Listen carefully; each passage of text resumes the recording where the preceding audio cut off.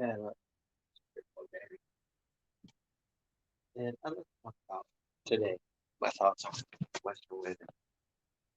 Uh, the thing that I love about Western women is that they're always written with so much forgiveness in the language that they use, especially when they describe men and their behaviors. I really like that dynamic between men and women in the Western world. It's it's almost as if when you look at the Latin world and their mentalities, uh, the way that they speak, it's very savage and visceral, and it's very cutting. Uh, Even in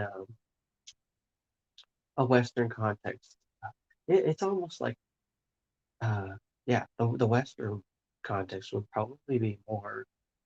It would probably be more like a blunt object,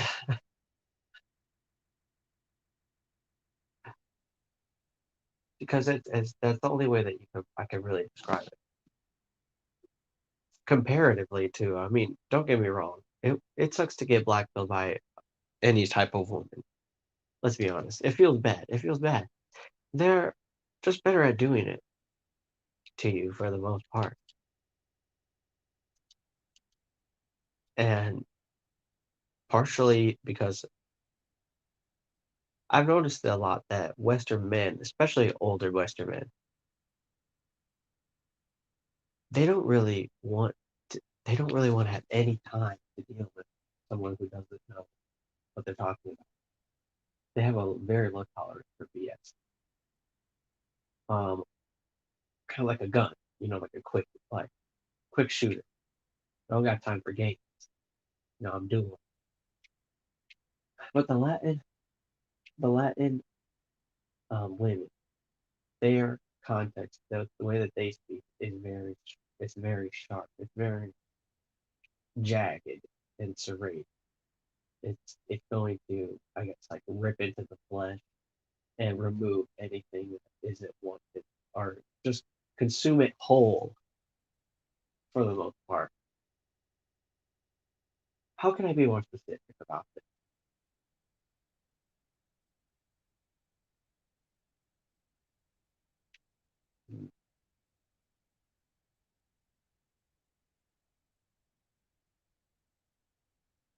Well, uh, there is would you feel to contend with, but it will almost be similar to a gerbil, um, for all intents and purposes. It's like a gerbil or like a bunny rabbit, which is funny because you got the snow bunny. But get, but I digress. But I digress.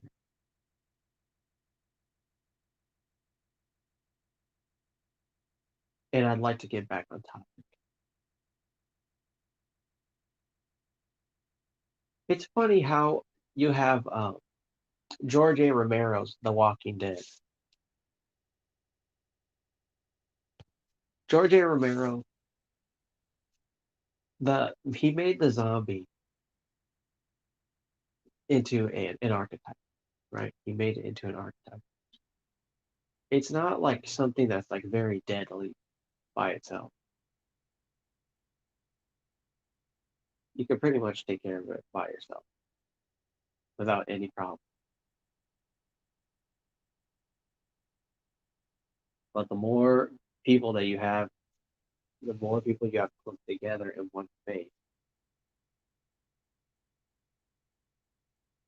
the more of a threat those zombies become. So it's very important when dealing with a zombie to ignore it for the most part.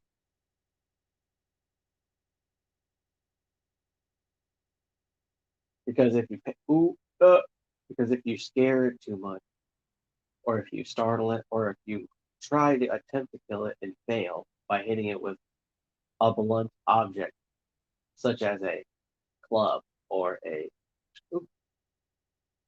single mother's disciplinary tactics or whatever you want to call it. Then the zombies start to this motherfucker. These zombies start to I gotta get away. I gotta run. Parkour. The zombies they start to gather because of the noise, the breath that's wasted, the energy that's expended, and therefore they are. Well, I'm getting chased by like really bad zombies, guys. They are getting. Oh, the zombies. The zombies. They are drawn to us. They're sort of like the new evolutionary equivalent of they are like an apex predator. Like they are an apex predator. And that's because like you like they like in particular, just to digress on a tangent, human speech is like it is just a open ecosystem, or it's not an eco like it is like an uncontested resource to the untrained eye of anybody who knows anything about evolutionary biology. But to go further into the zombie rabbit hole,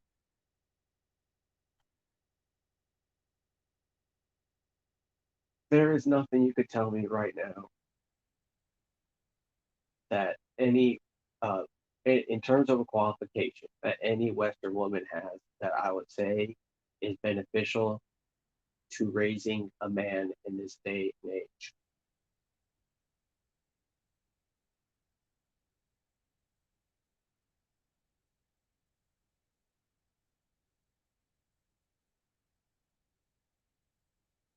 No one really wants to acknowledge it, or at least verbally. I mean, you can see in the behaviors of certain people that they do want to change, but this is going to be like a short video that I just wanted to wrap up because it was based on my thoughts on Western women. So I won't really spend time going deep because, like I said, when it comes to certain situations and certain threats, you can't ignore somebody or you can't pay attention to somebody. And I'm still digressing. I will get back, but you can't address somebody's bullshit.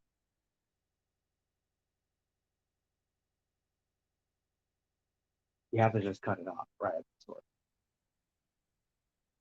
Because the moment you start to use this um, soft language, this descriptive language, the kind that they use, a lot of them use when they get into relationships where the guy's beating them up. They say, "Oh, he means well. He's all right. He just, he give him some time to adjust. He's still learning. He's still learning himself. Or I will give him the benefit of the doubt. He's not as bad as everyone thinks he is." Or, "Oh my gosh, the kids have just been they've been really stressing me out. These kids have been stressing me out." Um, and I just feel like he's never there to help me out with them. These kids,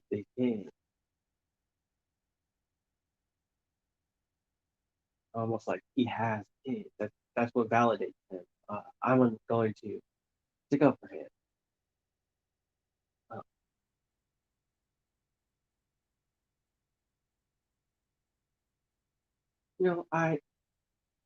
I know it's bad that so and so does this, but at the end of the day, I mean, it's sickening. It really is. It really is. And I can understand why some Latin women don't want to be around that stuff and why they say the things that they say. It's because what these men have been fed their whole life, this Western um, way of talking, way of going about things. I mean, don't get me wrong, you have your swear words or everything that defines, the American mainstream and everything like that. But a lot of that stuff's just visual. It's not verbal. I mean, you may think that it's verbal, but it's mostly just like non-verbal stuff. A lot of the Western, a lot of the Western stuff that you see in the mainstream is just like a lot of music, a lot of flashing lights, a lot of movement, a lot of this. But at the end of the day, it really is just useless. It's just useless stuff. What is it actually teaching you how to do? How to be a better person? How to actually succeed in life at being a better person, of learning to take care of yourself, learning to survive in the real world. And I know that gets easier to say with each passing day that we live in, the uh, the blue knighted or the black knighted lives of America. But in all reality, it's not all that it's cracked up to be. And it's reasons like these. Oh, there, those people are there. It's reasons like these why I choose to, sit here and talk about it and do podcasts and live streams about it and shit like that for the most part. If you know what I mean, basically, because I just can't tolerate it. It must be, it must just be moved away from me. Please get it away from me. If I, if it doesn't get away from me, I will either get sick from internalizing all that, or I will vomit. So it's one of those things where, like, when I do talk about this kind of stuff, it's because I know that certain people can handle it. It's just that the way that it sounds in 100%, no, I'm not gonna say 100%, but 99% of all human interactions in the Western world, it's all sugarcoated. Everything that I say is sugarcoated, or everything that I say gets a little disclaimer on it. We at the Very Air Channel do not condone the use of language such as this. And it's just terrible. In certain, some, most instances, most times, I just like want it away from me. And that would, I mean, that obviously tells you a lot about me. You're like, oh, well, this is like this, and he is like this, and he will always be like this. It seems he will never change.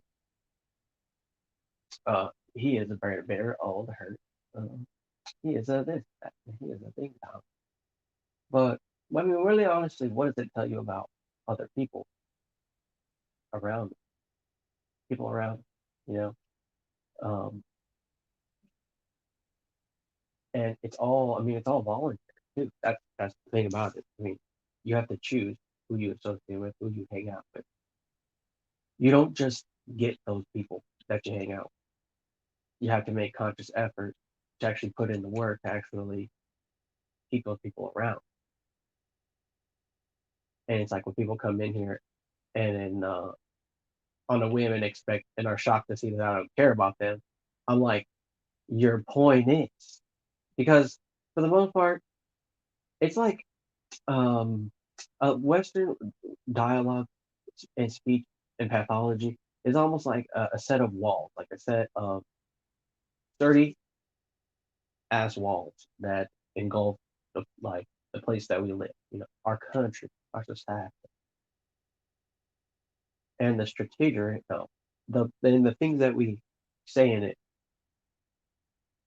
basically are a visual representation of those walls. And so, and the point I really want to make about it is that If anybody can just waltz right into the place where your walls are, that's bad. Like you don't want that person to be. If you don't want people from the outside coming in, you can't make it so easy to just waltz right in to where they're at. You can't make it as easy as if to waltz right in. Okay, that's okay, cool. So, but then if you agree with that, then why do you let the people inside your wall emulate the people that you don't want inside your wall? For example, if a person can just waltz right in, if a person acts like they can just waltz right in anywhere who lives inside your walls, why would you want them in there? They got to be able to hop over the wall, go over, look, survey. They got to be able to build stuff for it. They got to be able to market for it, trade with other nations. Uh, they got to be able to fight the wars with the other nations too. That's another thing. They don't like. They shouldn't like people who are anti defending defending the place where they're at. So that's another thing too. So these people have to be multifaceted in understanding your culture in order to be allowed in. At least they should be, for all intents and purposes. If you're actually trying to make a successful colony or whatever the shit is that you're doing. Because right now, the shit is that you're doing is making me think, what exactly are you doing? Are you guys just all sitting around just jerking each other off at this point for the most part?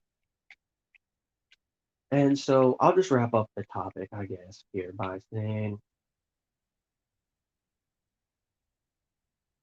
um, the I notice this a lot when I work is that people from us, people from the Latin culture, they are very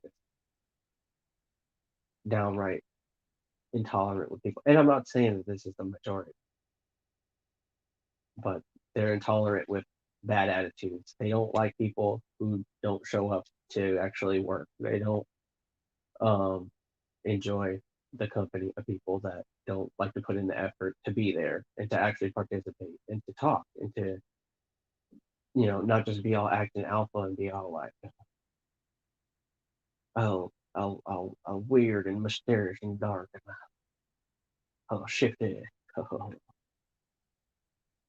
And that's just my thoughts on that for the most part, for all intents and purposes. And I mean, obviously, thank you, Tico, for letting me join all your live streams and stuff. But I actually was able to develop this idea a lot more thanks to my recent activity on the live stream.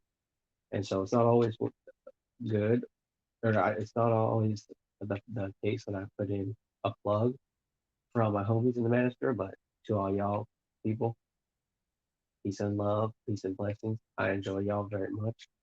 And this is just a little podcast I thought I'd do. I'll leave you with one.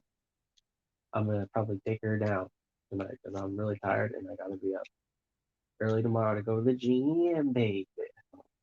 You guys all have a good one. Crack open a twisted tea if you want, and just enjoy, basically. Enjoy. I think that's gonna be one of my things. Show some proof. Show some proof. You don't know me. What you're saying is what you're saying is just wrong. You don't know one thing about. Get out of my face. Stop messaging me. Stop messaging me, blood. You're just a you're just a little butthurt little bitch broke little sucker. But y'all, with that, I said peace. Stay with time. I'll definitely catch you on the next podcast or video or live stream. This has been Barry Yarn. Y'all take it easy. Have a good one. Peace out. Later. See you on the next live stream. Bye. Bye. See you later. Bye. Get out of here.